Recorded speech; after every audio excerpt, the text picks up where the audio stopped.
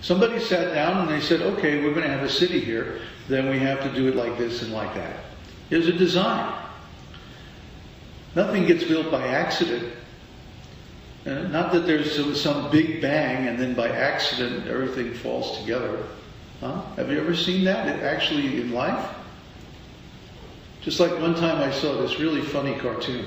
I love this cartoon. I think I mentioned it before, but I'm going to tell the story again because I like it so much. You see a bunch of guys in hard hats. And one of them over in the corner has one of those blasting things. And he's getting ready to push the plunger and pop off some explosives. And so you see the wire going from the blasting thing all the way down the hill. And down at the bottom of the hill, there's a big pile of lumber. And then there's a sign, Big Bang Construction Company. So the plan is, see, we're going to blow up all these materials, and when they come down, they'll make a building. I don't think so. Why? Because when you blow something up, you increase entropy. And building something means to decrease entropy. Scientifically impossible. And we have so much evidence to show that this is not possible. By blowing something up, you decrease the order in it. You decrease the energy gradient. Huh? You decrease the amount of information per cubic measure of matter. So scientifically, it's impossible. Their theory is impossible. It can't happen. So what is the real thing? Intelligence. When a building is built, or when a city is built, or when any complex construction or computer or something like that is built, intelligent people get together and they plan and they make all kinds of decisions. Oh, it's going to be this way, it's going to be that way, and they design it and they make it just like that. So when you see this material world, which is so wonderfully constructed, so amazing, I mean, the more that the scientists penetrate into the structure of the matter, the more amazing it gets. You know? You ever study quantum mechanics? It's far out. It's science fiction. It's totally far out. Only an intelligence greater than human could come up with this stuff. Because, hi, are you from the college class? No, sir. No? Oh, we're expecting these guests. They never showed up. Okay, come on in. Make yourself at home. Hare Krishna. When we see how wonderfully this world is put together, it's certainly constructed and planned by an intelligence greater than human. Because even human intelligence of a high order cannot really understand how this thing is put together. So, this world, that means the situation that we're living in is also like that. So if we're experiencing frustration, difficulty, problems, and so many misunderstandings and this and that, it means it was planned that way. It's made that way on purpose. Why? To get us to start asking questions. To get us to start to inquire. Why is life so strange? Why don't things turn out? For everything I try to do, two or three things happen that I didn't intend. The law of unintended consequences is there. So we oftentimes cannot see the link between the cause and the effect. If it's immediate, you know, like you strike a match and boom, you get a flame, then that's pretty obvious. But sometimes you strike a match and nothing happens. You throw it on the ground. 2 or 3 days later, it will flare up and cause a forest fire. Happens all the time. Ask any forest ranger. Okay? So, it's not easy to see the connection between the cause and the effect. Why? Because they're separated in time. They're separated in time. So our human senses are not good enough to understand directly what is going on. Therefore, we have to inquire from a higher intelligence, a higher authority. And that's what Arjuna is doing. Arjuna is very intelligent.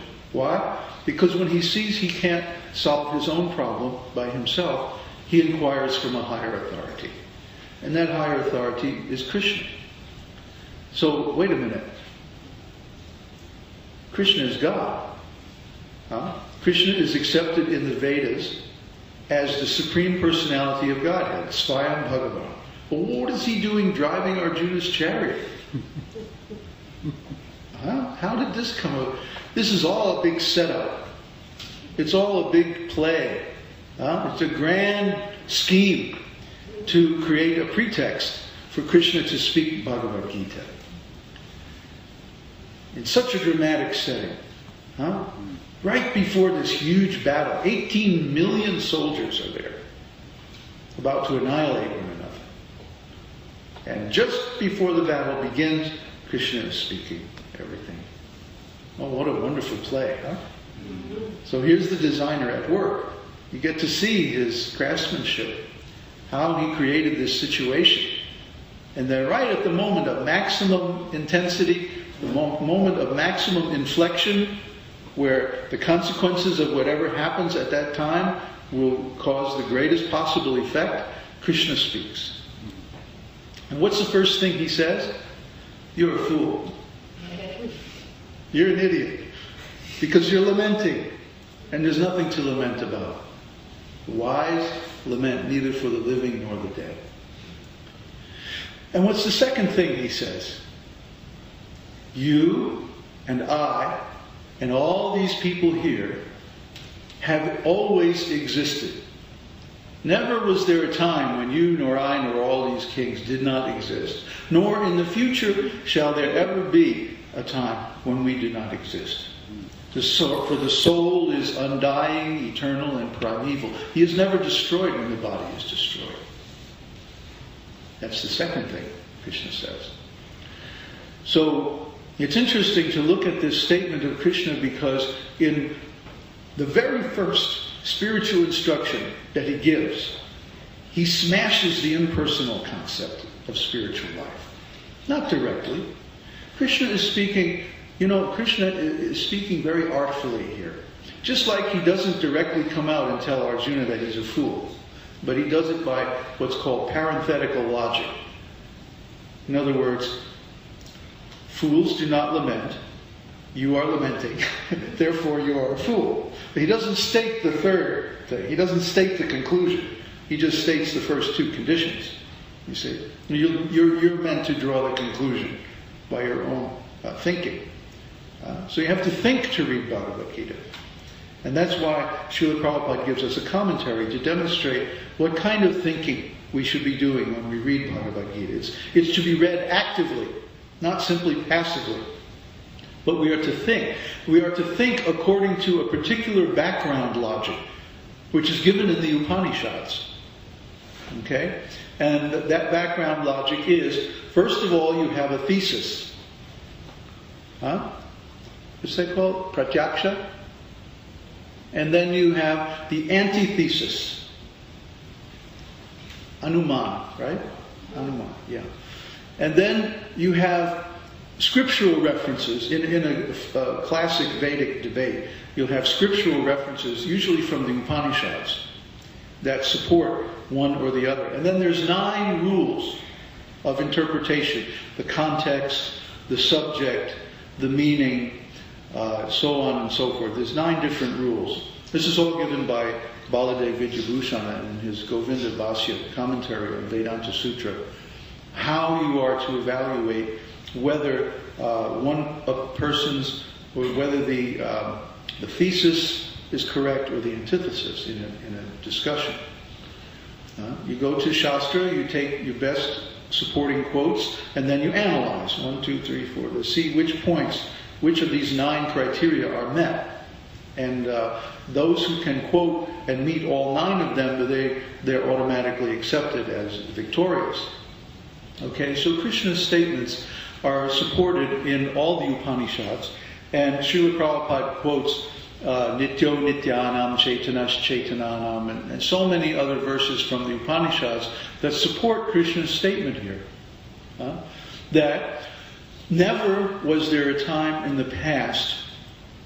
He doesn't just say, you and I and all these living entities are eternal spirit souls. He says, never in the past was there a time, and never in the future will there be a time when we do not exist as individual persons. So in other words, it's not like we came from some Maha merge at the beginning of the cosmic manifestation. No. We were always individual spirit souls. And it's not like we're in the future ever going to merge and become all one. That's not going to happen either.